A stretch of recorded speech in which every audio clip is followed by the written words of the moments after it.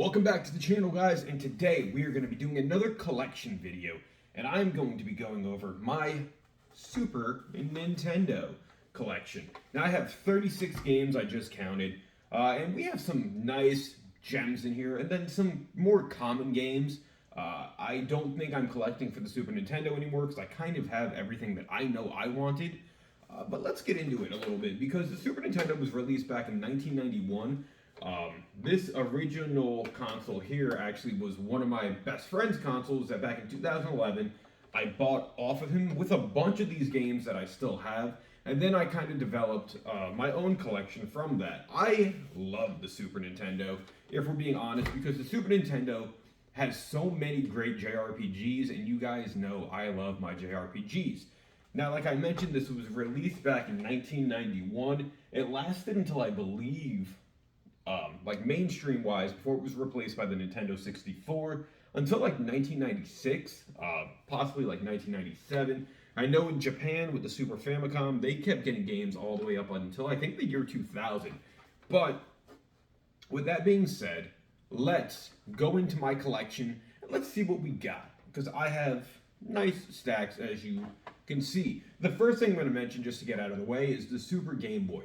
The Super Game Boy is great because of the fact that it pretty much just allows you to plug it in up top and play Game Boy games. And some games actually had nice little like fun borders that would play around them when you were playing this on the TV. This is basically a Game Boy in cartridge form. It has all the necessary hardware in here, and then it pretty much just acts as like a pass-through to the Super Nintendo itself. Now, let's get into the actual games. First and foremost, I have WWF Raw. I am a big fan of this game. It's not like the best wrestling game out there by any means, but to have just like one of the OG wrestling games was cool. It's simplistic, it's basic. It was made by JN, but it's fun for like a 5-minute pickup. Then when we talk about 5-minute pickups, in terms of arcade games, NBA Jam, very classic, very retro, arcade style basketball game, one of the best. For a more family fun experience, I have Monopoly. It's pretty much Monopoly as you would expect. I also have Goof Troop, based on like Goofy and his son. If you guys have ever seen the Goofy movie by Disney, fun game. Another fun game for Disney is Toy Story. This game I remember seeing in the beginning of the VHS of Toy Story as a like advertisement, and being a PlayStation kid, we didn't have Toy Story. So you had to get this on, I think, the Super Nintendo or the Genesis. I have it on the Super Nintendo. Pretty cool game. It's difficult, though. When we go into more of the hardcore games, as I mentioned, the Super Nintendo was great for JRPGs. I have Final Fantasy II, which I believe is actually Final Fantasy 4 or 5, because of how they didn't release all the games here in the States from Japan. Difficult JRPG, fun JRPG, great story. Another Super Nintendo gem, granted, this cartridge, or at least the label's in kind of beat up shape, Super Castlevania 4.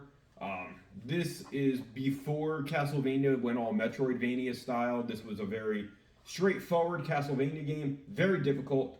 I beat it once, have never been able to beat it again. Now, speaking of games that the Super Nintendo was known for, we have Donkey Kong Country, a game made by Rare, one of the games that if you have a Super Nintendo, you probably already own. It's a legendary game that's been re-released on so many different platforms since then. Donkey Kong Country is great. Another Nintendo franchise that was made on the Super Nintendo and had the early stages of 3D graphics.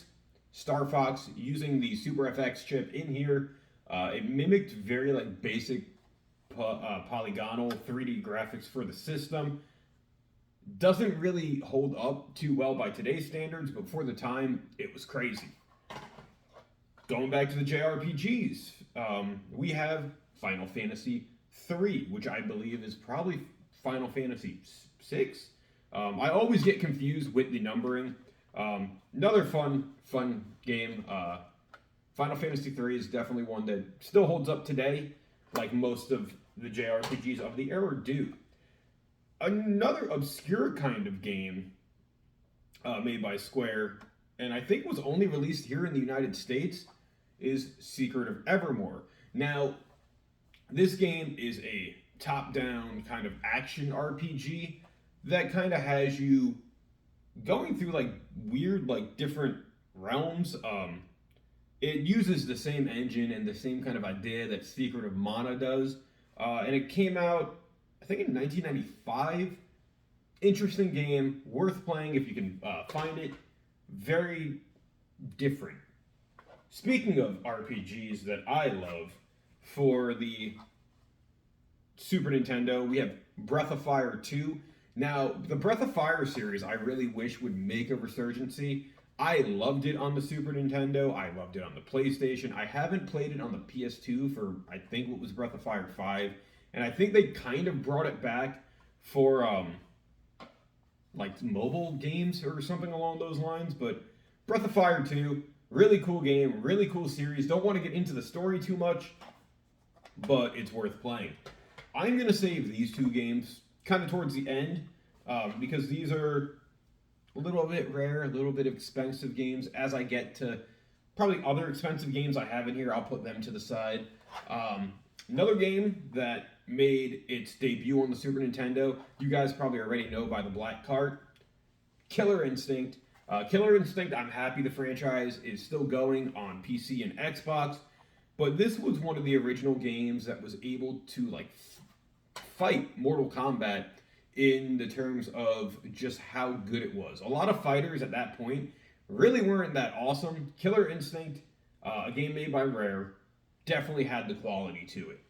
Now, I also own Super Star Wars Return of the Jedi. I'm realizing as I'm going through this, a lot of the games I have on here that I got from my friend, I never put into my price charting collection, so I don't even really know how much a lot of these are worth.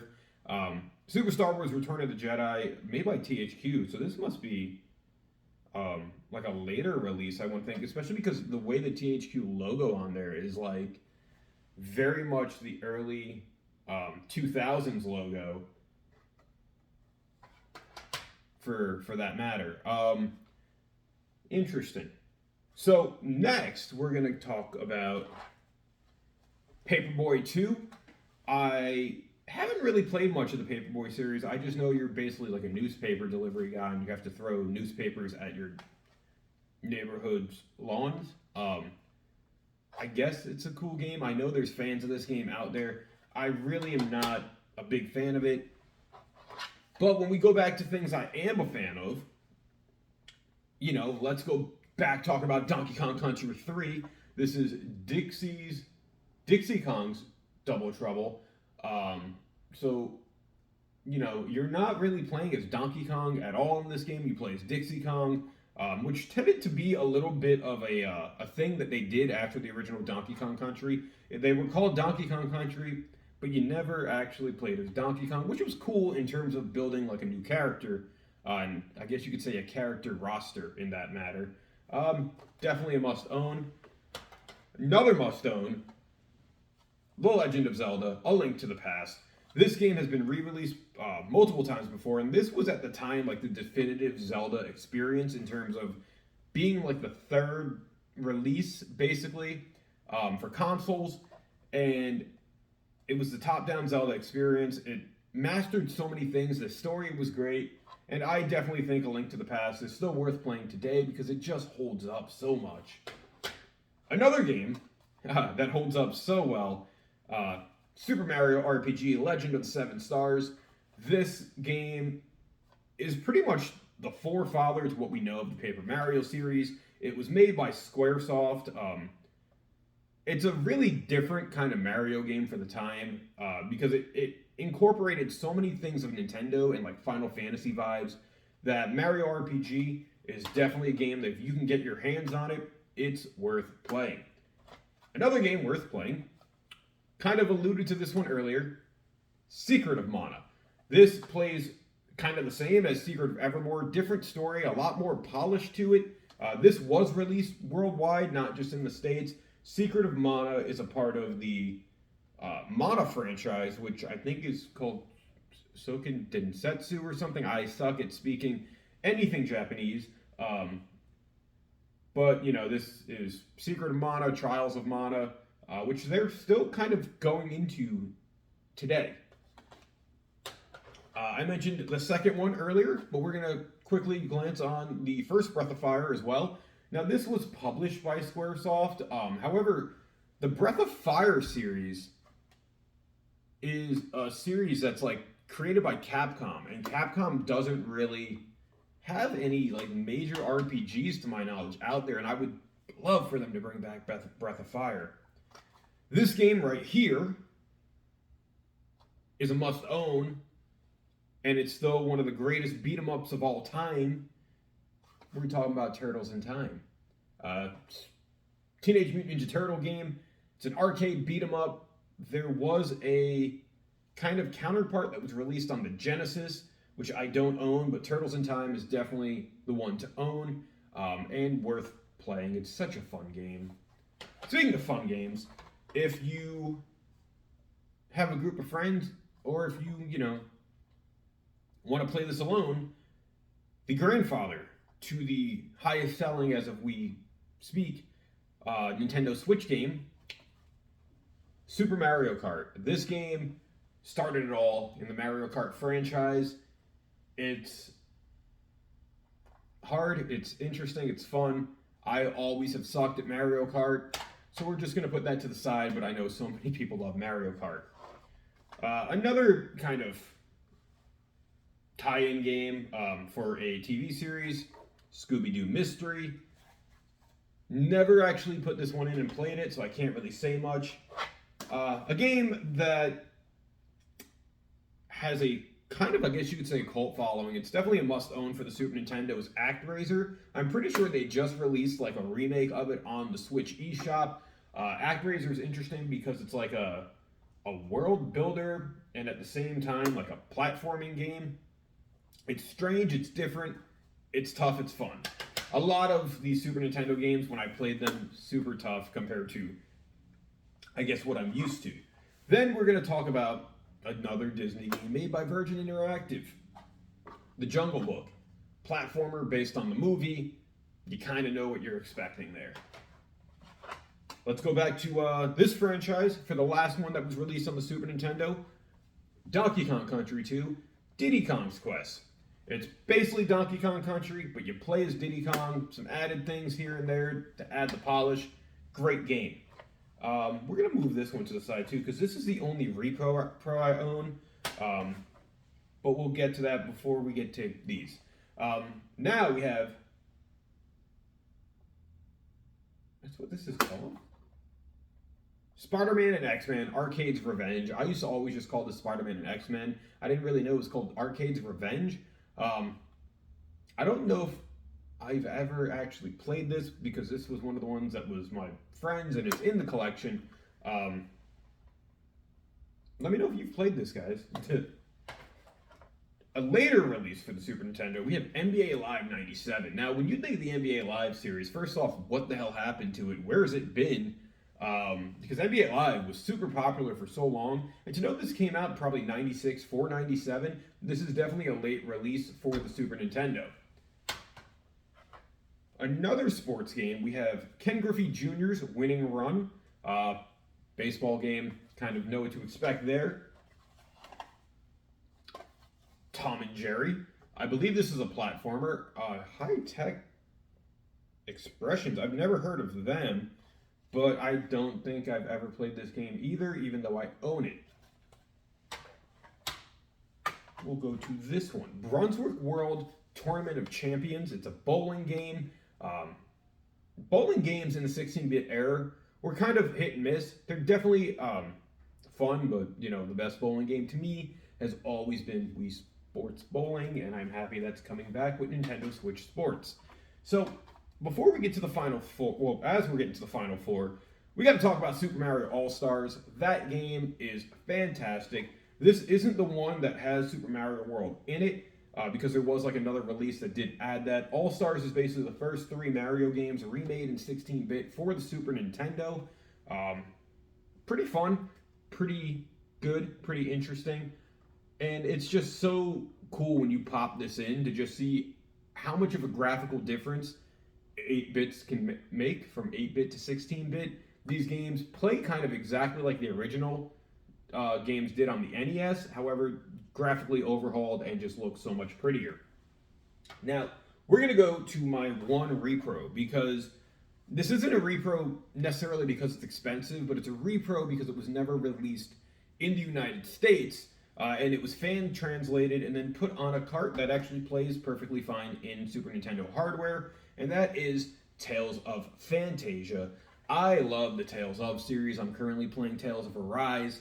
I've played almost every Tales of game, minus the super expensive ones like Tales of Destiny 2 and stuff along those lines. This was the original game in the Tales franchise, and so much of this game, when I actually went and played it, had so many hints and elements of things that would be in later games, like Tales of Symphonia, like the Great Mana Tree and stuff along like that. But Tales of Phantasia, fantastic, definitely worth the pickup. It does also have like the active combat that Tales of is known for, which is very different because you kind of just end up when you're in a battle. It's like a side-scrolling beat 'em up at that point on like the limited plane, kind of like what Tales of plays like but in 2D.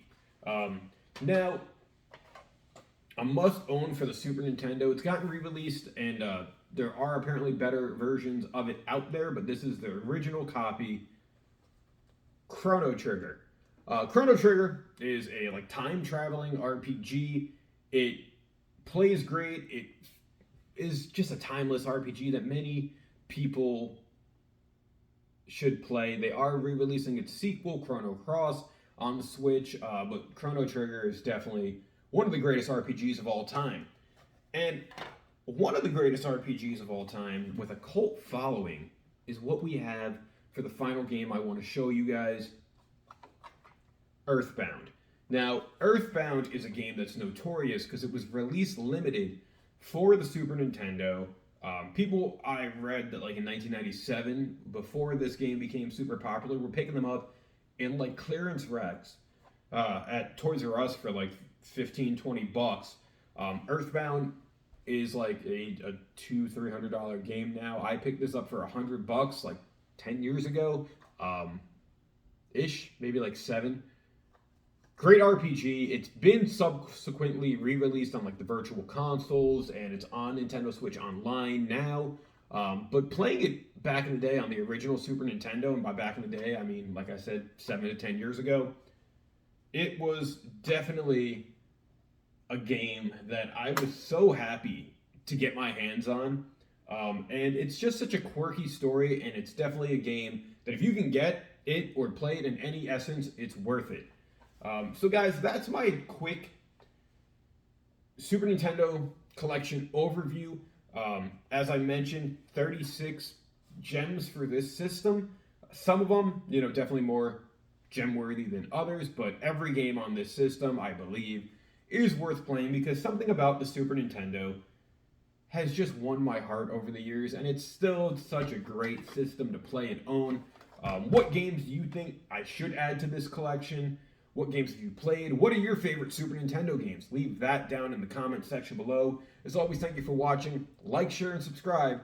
Until next time, I'll catch you later, guys. Game on. See ya.